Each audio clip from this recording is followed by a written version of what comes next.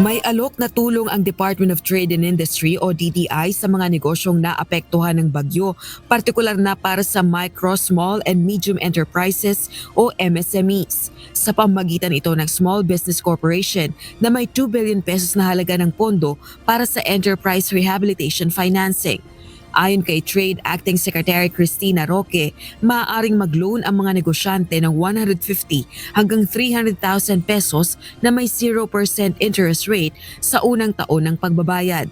Sa loob ng 3 taon, maaaring bayaran ng utang sa Small Business Corporation. And kahit walang principal payment, basta nasalanta ng bagyo, they can avail of this fund.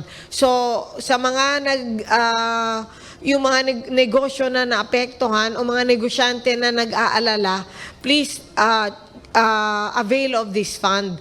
Kabilang sa mga requirement ay ang government-issued ID ng may-ari ng negosyo at barangay certification.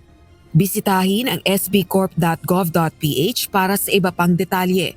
Maaari ring makipag-ugnayan sa negosyo centers o DTI regional offices para sa assistance na maaaring ibigay ng DTI kaugnay nito. This situation is not a good situation, but we can always move forward and achieve better heights if we just take advantage of the programs and mga yung possibilities na binibigay sa atin ng ating gobyerno. Batay sa ulat, tinatayang mahigit 100 MSMEs ang naapektuhan ng Bagyong Christine sa iba't ibang bahagi ng bansa.